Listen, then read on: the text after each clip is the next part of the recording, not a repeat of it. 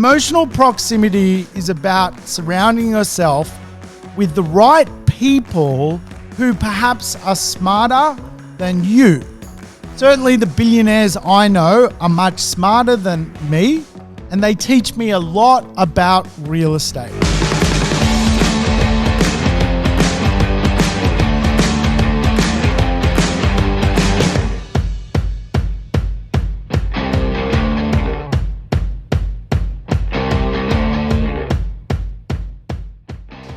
Welcome to the Urban Property Investor. I'm your host, Sam Saggers, here to help you crack the code of real estate wealth. Today on the show, we're going to create a recipe. Yes, it's the property investment home cooking show. We're actually going to mix a bit of ingredients together to pop out a pretty interesting recipe for investment success. Today's show, we are not cooking a stir fry or a souffle. We're actually going to cook something even more important, the ingredients to investment success, even property success. So we really want to go through some key ingredients which I think you should really harness, because too many Australians and Kiwis are what we call undercapitalized.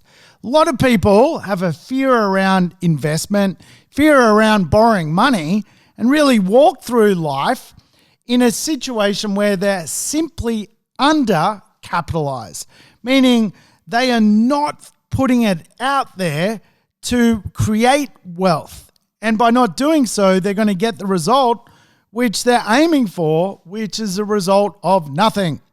So I tell you what, I'm really pumped to do this show. Of course, this is my 29th show, I believe, talking by myself. So I hope you enjoy my soothing voice. Once upon a time, I did have a co-host, actually. In pre-production, I had a co-host. Yes, her name is Melissa Neighbor. She's a town planner.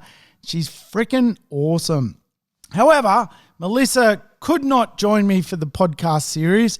She had some clashing interests with Future Crunch, an awesome organization that focus on science and the future. So here I am doing it solo, but I hope you're enjoying the episodes and having a bit of fun along the way. So I tell you what, today's show is as much about cracking some limiting beliefs as well as stir-frying those ingredients to create an awesome recipe. I was recently watching my business partner, long-term business partner, about 20 years in business together, Jason Witten, talking on Facebook. Jason does this awesome show at 8 o'clock in the morning, most mornings, around wisdom, around wealth, and around really property investment. And really, Jason has inspired this show. If you don't know Jason, make sure you go and check him out on Positive Real Estate's Facebook page. He's literally doing shows most mornings. Of course, he has his own podcast, The Wealth Faculty. Now, Jason was speaking to our lawyer, and our lawyer had called a meeting about deal flow. Both Jason and I are really good deal makers. And our lawyer had set us up with a meeting with a fund with over $1 billion to spend. That money that they had, they were looking for deals, and naturally they were seeing if Jason or I could put together some deals. Now, what's so interesting about this meeting is what Jason was referring to in his video. He refers to people aim too low. We're undercapitalized. We actually have a lot of limiting beliefs which hold us back when it comes to money, when it comes to wealth, when it comes to investing. So I really wanted this episode to sort of crack that code. How can we walk away from this podcast with beliefs that we're undercapitalized? We've got to go and spend, because if we go and spend and borrow, we're going to end up in a wealthier place. We live in a capitalist society where we have to invest our money in assets. It's the only way out of the rat race. Too many people have limiting beliefs around money, And what Jason was saying was very true. We aim too low. A lot of people will have a dream to retire on $500,000, $1 million. Why not 10? Why not 20 million? Too many people just aim too low and undercapitalize their life and wonder why they wake up at Lake Weirdo when they're 60 years of age. Now, I've got 6 billionaires in my telephone. I can call up to 6 billionaires today to do business, to get advice, to create opportunities in the world, right? And I don't say that because I've got a big head about having 6 billionaires in my phone. Half of them are loose cannons. You don't want them calling you. But I say that because we need to create emotional proximity. And emotional proximity is about surrounding yourself with the right people who perhaps are smarter than you. Certainly the billionaires I know are much smarter than me, and they teach me a lot about real estate.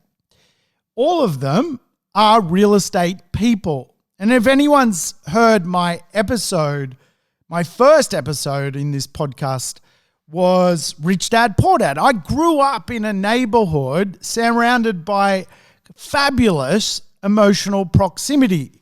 I grew up the son of an awesome father who went to a market every day to make money.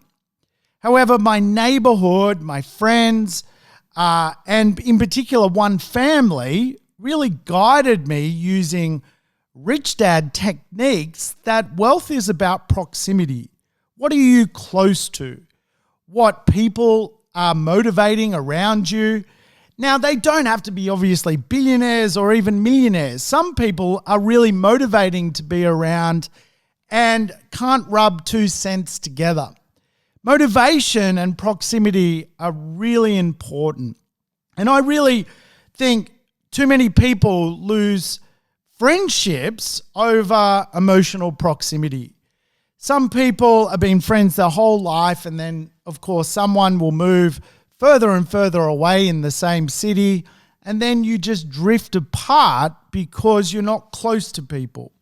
Emotional proximity is so important, whether it's about money, whether it's about the idea of just connecting with someone you really like hanging out with, your friends. And I think if you want to fix some friendships which you loved in the past but you don't have today, you have to think about emotional proximity, getting close to those people. Hey, they might live on another part of the city, and that may just mean you've got to bite the bullet and go live closer to them. And then all of a sudden, you've got that connection piece. The connection piece is so important. I think right now, a lot of Australians don't have the connection piece, and Kiwis, to surround themselves with a motivating force to create money, to challenge biases, and to get over the hurdle of wealth creation. So I think today's show is going to give you a framework to work within, a recipe to work with. And I think overcoming biases is really part of the puzzle, right? And there are kind of 3 versions of bias. And I don't know if it's a plural or single. Do you say bias or biases? But the first one is confirmation bias. This is really where you find evidence to confirm your existing belief. Too many people have confirmation bias when it comes to wealth, when it comes to money. They create limiting beliefs around their confirmation. So people will say, well, the real estate market's too hard to get into. No one will lend me money. Then they'll look for some beliefs around that. However, perhaps they haven't even seen a broker. Confirmation bias exists in everything. People will say, the Brisbane property market's better than the Sydney property market, and go looking for beliefs around that. Or they'll look for beliefs an apartment is inferior to a house and then go and look for obviously existing beliefs. Complicating it even more, Facebook quite often serves you your confirmation bias. If you, I think, behave a certain way, speak a certain language, Google certain things, you're going to get served your bias, right? So we live in our existing belief state. And as I say, too many Australians and Kiwis are undercapitalized. They aren't investing hard enough or big enough. And I think the great entrepreneur, American entrepreneur and real estate guru Grant Cardone kind of says it the best. Grant Cardone has that kind of 10x everything, multiply everything by 10, and then you're actually in a place where you should be, where you should invest. And I think really too many people use confirmation bias to destroy themselves financially. The second bias is cognitive dissonance. This is where we go and we eventually find new information that contradicts our existing belief. Now, this is so important for really all of us throughout our life, and it can cross genres. It doesn't need to be about property investment. It could be about any form of life. But you need to go and find some contradicting beliefs to yours. If you've got a belief that you can't go out and build a multi-million-dollar property portfolio, you need to go and find a contradicting belief to that and listen to it. Educate yourself to it, because I can tell you it's possible. It happened to me. It can happen to you. I started with nothing. I built my way up to something.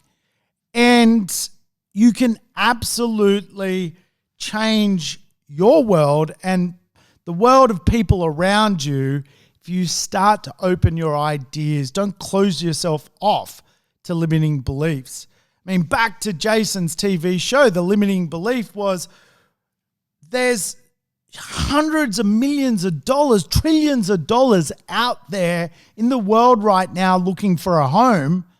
And we are giving ourselves limiting beliefs of property investors, worrying about repairing the dishwasher. I mean, we are undercapitalized, folks. We've got to go out there and invest harder, invest smarter, and get going, because time is of the essence. The final bias is known as the Dunning-Kruger bias, really thinking we know more than what we do. And I think really a lot of people suffer this syndrome where they walk through life with this kind of belief system about certain things, and really they're not qualified to even talk on the conversation at play. You think about everything we've been through with coronavirus and, US elections last year and, just about everything that has polarized society. And I guarantee you, we've all had conversations thinking we know more than what we do. Reality is, if you're not an expert and have done 10,000 hours in a certain field, you're probably not qualified to speak on it. In other words, you should potentially go and find someone or get help from someone who is. Now, this is so amazing because I think also our friends and family suffer Dunning-Kruger syndrome. They will, at barbecues or dinner parties, bring you down. They will try and hold you back.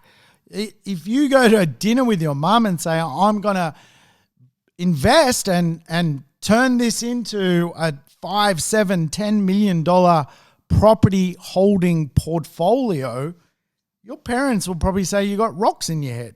Why? Because they often think they know more than what they do when it comes to life experience. And older people have a lot of life experience. But that doesn't mean it's the right life experience for a certain pocket or expertise. Surround yourself with money and motivated people because, again, I think that emotional proximity is so important. Again, for me, I have emotional proximity to 6 billionaires. Do you think when I need property advice, I've got someone to turn to? Do you think when I need wealth advice, I've got some people who have greater expertise than I do? 100%. If you're the smartest person in the room, you're in the wrong room.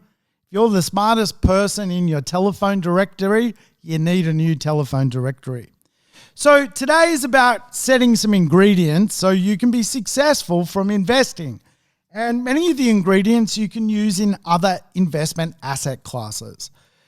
But what we do know is 1% of property investors are capitalized right. In other words, they've spent enough money and capital to have the assets that will make them wealthy in retirement.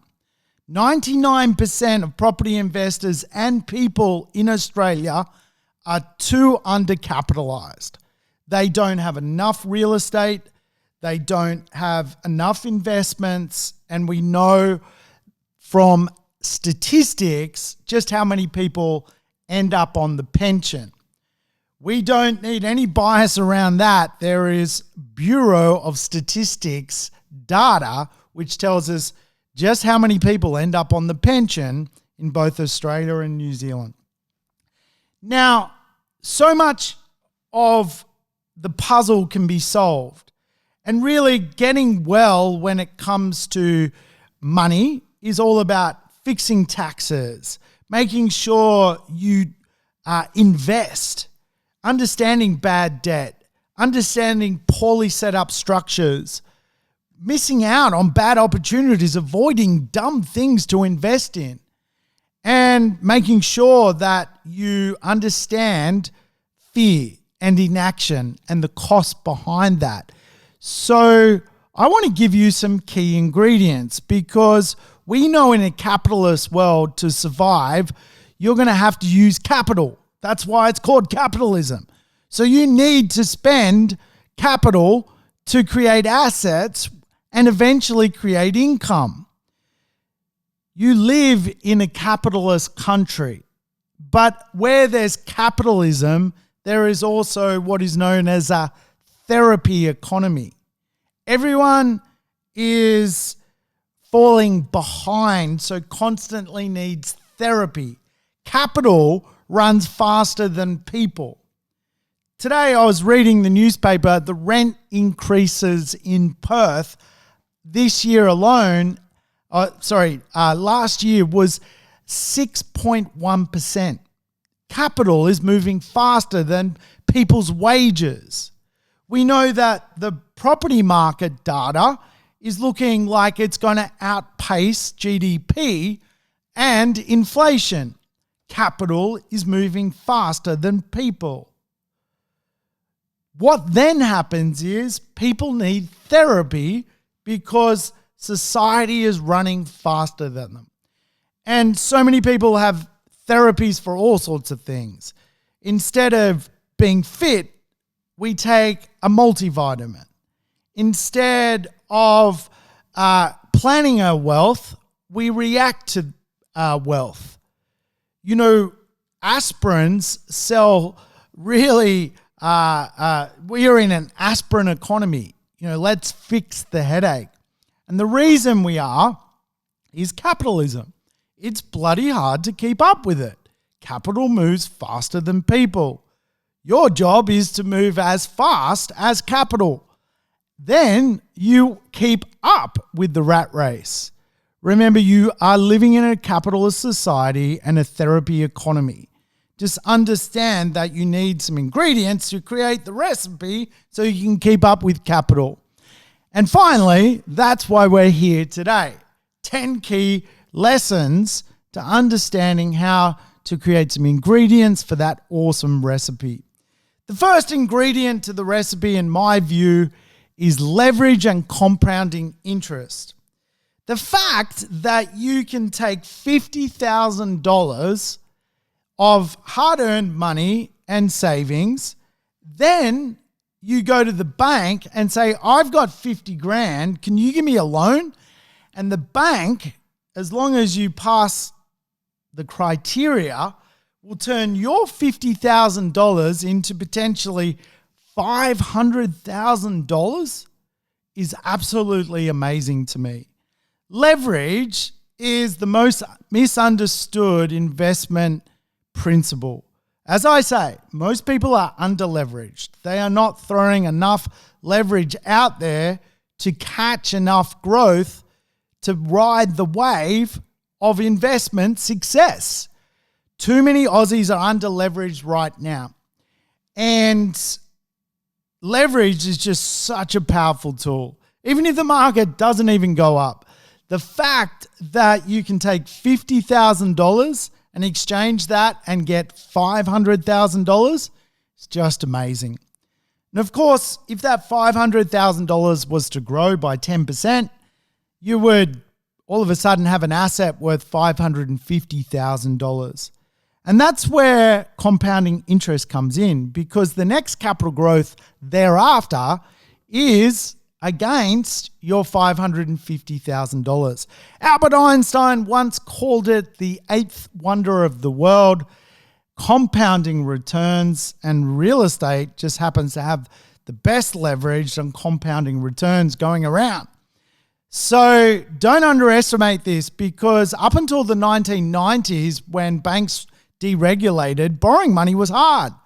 My father always talks about just how amazing our world is compared to his when it came to leverage. He literally had to buy his first property using vendor finance because banks really didn't lend to people like they do today. Back then, there was credit unions and building societies, really based on if you had an industry you worked at, you borrowed off that industry. The building society of the police officers. Today, of course, there are so many different lenders, and it just makes leverage just so much more accessible. Again, don't underestimate leverage. It is something that is really a marvelous vehicle, and too many people are just under-leveraged. The second ingredient to being a good investor, don't get thrown by the cycles. Investment markets will constantly go through cycles and phases, both good and bad. When the market is going down, it's a great time to buy. When the market is going down, you lock in your equity. When the market is going up, your assets are rising. When the market is going up, it's still a great time to buy because you're going to get a rising market. You can buy in both good and bad times. And absolutely, both in good and bad times you can hold. Real estate is an investment asset designed to go through bad times and good times. It has three forms of income. It has tax benefits, capital growth benefits, and it has rental return benefits. Remember, assets are linked to the cost of borrowing money. And right now, even if the real estate market was to start going backwards, which it doesn't seem like it will, your asset is linked to the cost of money, and most people can get more rent and create a surplus of income compared to the cost of money.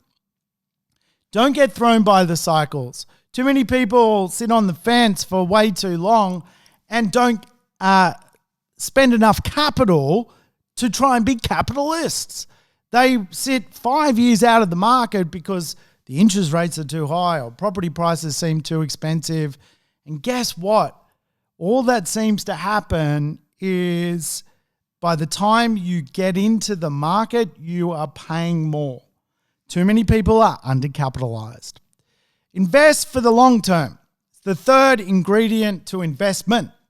Again, could be across many other asset classes. Real estate is slow. That's the beautiful thing about real estate. It generally is a slow performer. It really is not like the stock market. You don't see these massive crashes in the real estate economy. You often see the real estate economy go sideways for a little bit or even dip in value, But over the long term, it really is a classic performer. And really, if it was a sportsman, real estate would be in the marathon, not the sprint. And I say that because really too many people miss that ingredient when it comes to investing, end up flirting with real estate and giving up pretty quickly. Don't let that be you, because you can absolutely do pretty well if you hold for the long term. And I don't think I've ever met anyone who's owned real estate for, say, over 30 years who's sad, right? Because I've met people who've owned real estate for over 30 years and their return on their money is spectacular. Their yield compared to their debt is amazing. And so if you can go the distance, you're absolutely going to be rewarded. That 30 years could be 2 to 3 property cycles where real estate generally goes up. Diversification is the fourth ingredient. I think it's super important for investors to diversify. I teach the property trifecta. In other words, I love real estate and I want to create diversification in that asset class. How do I do that? Well, I don't put all my eggs in one basket. I diversify. My first diversification plan is what I call my 5 properties in 5 cities plan. There is a podcast on that. I'm sure you can go back and find it. But what that really is about is just putting together 5 really good growth buy and hold properties. 5 really good growth buy and hold properties. That's the first real estate component to the trifecta. The second component to the trifecta is what I call dividend assets. This is where you're buying real estate more along the lines of cash flow. And that cash flow can be in blocks of units, it can be in duplexes, or you can use some urban strategies today which are really awesome to get extra cash flow. Things like Airbnb and dual income strategies. Now, I know Airbnb is a bit on the nose at the moment, but it'll bounce back. And really, dividend real estate is all about cash flow. Then the third trifecta I teach is the speculation plan. I'm an armchair developer. I develop with other people. My proximity around wealth is strong. So I've got literally other property investors. We together team up and we go and buy small developments and speculate through changing the highest and best use of that real estate that we're going to engineer and speculate and change and manufacture our own equity. And we do that through small development, armchair development. So you got the 5 cities plan or the growth plan, you've got the cash flow plan, and then you've got the speculation plan. That is diversification in a single asset class. But then you can take it a step further and diversify even further. Obviously, when it comes to asset classes, there's things like cash in the bank, which is absolutely worthless right now. If you have cash in the bank, you got rocks in your head. Government bonds, really, again, not a prime asset class right now. Then you've got credit and businesses. Businesses can be great asset classes, but they take a lot of effort. Then you've got equities and shares, which again can be a good asset class, but also can jump around and often experience a little bit of volatility. I love real assets. I love real estate, but I also invest in the other asset classes. For example, my real estate, which I've paid off, buys shares. I don't personally buy shares. My rent from my real estate invests in the share market. Again, a diversification plan. And a big part of the ingredients you need for this recipe. Again, let's go back to the start of this podcast and we talked about people being undercapitalized, having limiting beliefs around money, aiming too low. Don't aim low, aim high. And the fifth ingredient really is to turn down the noise. Don't be clickbait. Every day media organizations will get you to click on stuff, both good and bad. And I think the more of that noise we can turn down, we can fix our biases to certain things and go out and find credible and good information. So much noise came out when coronavirus hit that the property market was going to crumble. And then, of course, what actually ended up happening is the property market bucked that trend and ended up becoming quite successful. Lots of people got scared away simply by listening to the noise. And of course, those people are potentially still cheating themselves out of good opportunities because they chose to listen to the noise that the market was going to crash by 50%. And now they've tuned out. You could speak to them and say, hey man, the real estate market's actually going up, and they would not believe you. They've created what we call a confirmation bias. You've got to turn down the noise. News sells doom. Think about watching the news any night of the week. There's usually one happy story about a cat being saved in a pipe and 29 minutes of just horror, shock, and awe. Don't be clickbait. Turn down the noise. Equally, don't be a sheep. Now, I say this with the greatest love and respect to our education system, people behind our tax system, but really, we go to school to end up rather being like robots. We go to school, leave school with no financial education about how the real world works.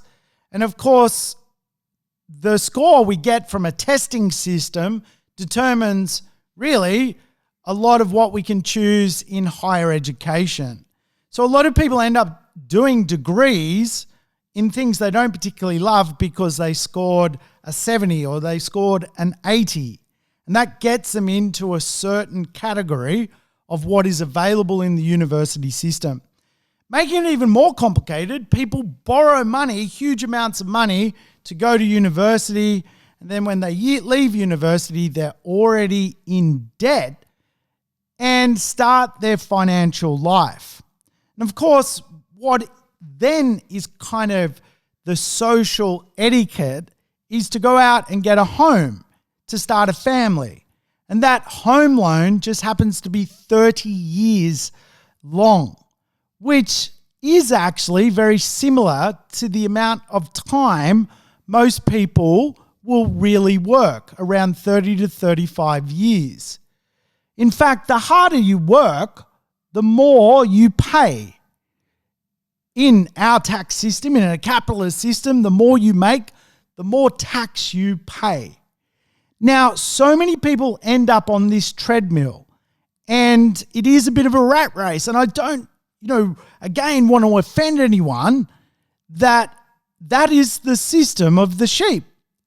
Actually, if you go out and borrow $450,000 to buy a property, you're going to pay over the long-term loan of that property around $521,000 in interest. So you borrow $450,000. By the time the loan finishes, you've actually paid an extra $521,000. So you go out and buy a family home for $450,000, you're actually paying $1 million for that family home over the life of the loan. And of course, that family home does go up in value and eventually is worth more than the $1 million you paid for it. But actually, that's where society ends up, as we say, asset rich with no money, asset rich, cash poor, because people have spent their entire working career paying too much tax and paying down an asset which is not what we call good debt. Now, I'm a believer in owning your own home, and there is a lot of great opportunities to do that. Lots of government will almost like give you free money, free grants and free building boosts to go and get started. And the amazing thing today is you can take some grants and building boosts and then go and get leverage using those grants and building boosts, which is a fantastic way to get into the marketplace. But I think the best way to end up living in your home of your dreams is to be a rent investor. When I put 50 people in a room and I get to speak to people and share information, a big part of my journey now is simply sharing. I often ask the question, who here lives in their dream home? When there's about 50 people in the room, usually one person puts their hand up. 49 of those other homeowners are not living in their dream home. They're actually living somewhere they hate. They're living in a home which they don't, love. And it's a bit of a shame because there is another way. And I certainly did it the other way, where I rented in an area which I liked and invested. And because I invested so heavily and was not undercapitalized, I was capitalized in the marketplace. Eventually, when I wanted my own home, I didn't go from home I didn't love. I went straight from investor to absolute home, amazing home that I love. And yes, I could actually rent it out and continue to capitalize and have more and more and more. But there is a point where you go, I do want my own home. But my argument is, let that point be after you invest, because investment will allow you more leverage in the market. You won't be undercapitalized. In other words, the fact you go out and buy one property, being your family home, often actually holds you back from ending up in a dream state. The best thing in my viewpoint, and it is just my prejudice today, is that you go and buy 5 good growth properties and then eventually get out and buy that dream home using all that equity from that wealth you've created. Particularly if you're listening and you're young, it's a great way to do it. Now, again, why is that way actually fundamentally better than being a sheep? Well, it's as simple as this. You go to work on a Monday, you exchange your time for money, yet you get to keep no money you created on a Monday because it goes to the tax system. Tuesday, you go to work, you exchange your time for money, you keep no money that you earn on a Tuesday because it is then passed on to the tax system. If you're a homeowner, by Wednesday, you're literally making your first dollar to pay that mortgage, which is no doubt very expensive. However, if you own 3, 4, 5 properties, the odds of you getting your Monday and your Tuesday back are a lot higher. Most property investors are not paying 30, 35% tax. They're paying anywhere from 5 to literally 15% tax. They've eliminated tax in their situation. They are providing rental properties to the property market. By doing so, they are getting credited with more wealth. Again, I'm pro owning your own home. There are some great benefits. In fact, one of the greatest way to become a property investor is to take a low-cost home loan and live in a property for a year, then go and rent it out and start your journey as a rent investor, eventually circling back to being a homeowner in a bloody awesome home. Don't cut yourself short by not spending enough capital in a capitalist economy. You need to overcapitalize. You need to get your capital out there. Don't let it be stuck in mediocrity. Rent Invest is a really good way to do that these days. So the next part of the puzzle is to be a contrarian. Yes, the next ingredient, be a contrarian. Netflix was a contrarian of television. For 20, 30, 50 years, we all watched TV and we all had the commercials breaking up a show that really was about a 25-minute long program, went for an hour, because to see the end, we had to go through the commercials. Netflix came along and said, we're not only going to fix that, we'll give you the next 12 episodes as well. Netflix created binge watching television. Lo and behold, they were a contrarian, and now they are the norm. Warren Buffett has the great saying, show fear when others show courage when others show fear. And of course, what Warren Buffett is saying, buy low, sell high, which makes so much sense as a property investor. But quite often, there isn't these big moments of big swings like crashes that you potentially associate that statement around. So I look deeper into that statement. I'm a contrarian with everything to do with real estate. Everyone will be bottlenecked by urbanization, planetary urbanization. The world is swelling in population. Because there is too many people, big cities like Melbourne, Sydney, Auckland are hard to get around. If everyone is finding it hard to get around, I bet as a contrarian, I bet on mobility. Climate change is real. So bet on climate resilient areas. Everyone is buying real estate in areas which are non-climate resilient because they are affordable. However, be a contrarian. Bet on climate resilient areas. Again, it's about doing the opposite because the opposite creates an even greater effect because real estate is driven by supply versus demand. People will continue to grow unwell in a very hostile economy. So bet on wellness neighborhoods. Traffic is going to be horrendous when Sydney, Melbourne, Auckland double their population in just 30 years' time. It's horrendous now. Because traffic is horrendous, be a contrarian. Bet on walking. All of a sudden you see what the great master Warren Buffett is teaching us. Show fear when others show courage. Do the opposite to what everyone is doing.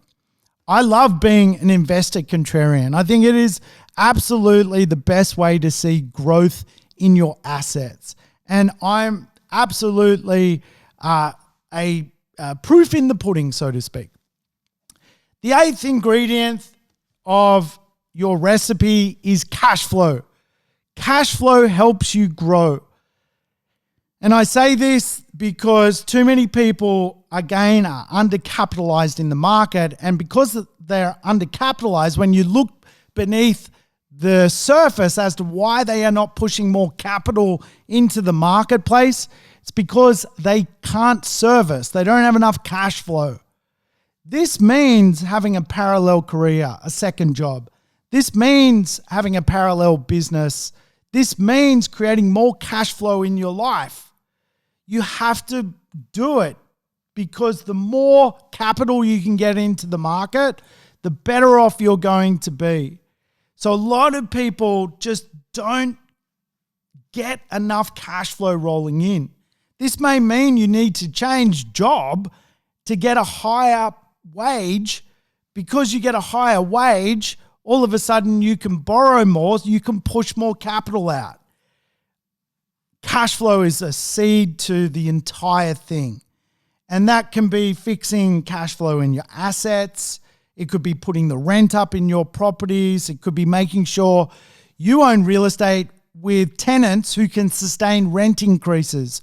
All of this is so important because it allows you to push capital out and not be undercapitalized in the real estate world. The ninth ingredient is my 4X growth plan, which of course I've taught many times at this podcast. But as we know, real estate is a macro thing. There is an overarching trend in the market of where to invest.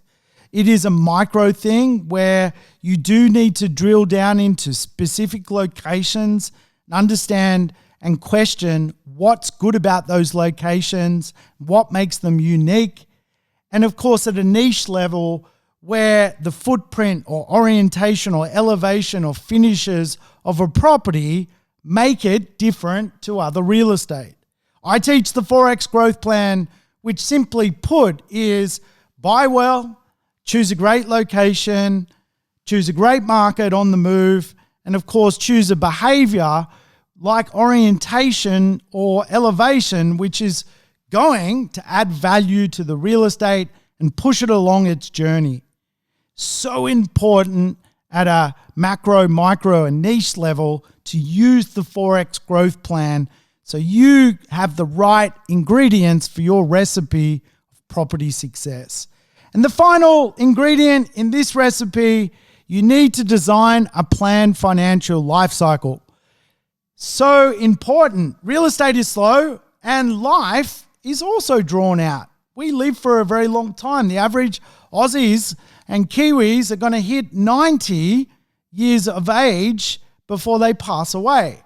So we have to map out our complete financial lifestyle. Unfortunately, real estate is also very slow, rather like life. But our lifestyles work in a few periods. The first period is debt creation. And this podcast today, I'm trying to explain to you, debt creation is the most important part. You need to go out and get into debt because debt creation will then morph into early debt reduction. You're going to go from debt creation to debt reduction, and all you need is a life cycle, time. And because you'll end up in a place where there's debt reduction, all of a sudden you end up in an area where you're debt-free and you're simply maintaining wealth. Create debt, reduce debt, wealth maintenance. You have to map it out. And again, if you've never thought about this or you've got confirmation bias around other things, it's time to get started. Hey, I hope you've enjoyed this podcast. I've certainly enjoyed bringing it to you. You take care wherever you are. And if you feel like leaving me a 5-star review, a bit of a junkie for them. So feel free to tap on your iPhone, leave me a 5-star review and a few kind words. I'll do you a shout out. Hey, thanks everyone for listening. All the best with the rest of your day or evening, wherever you are. Thanks for tuning in to the Urban Property Investor. To never miss an episode, make sure you subscribe to the podcast on your favorite app or on YouTube. And I would love it if you could give the show a rating and share it with your friends and family. In between episodes, you can always keep in touch with me by connecting on social media over Facebook, Instagram, or LinkedIn. Until we meet again on the next episode of the Urban Property Investor, take care and bye for now.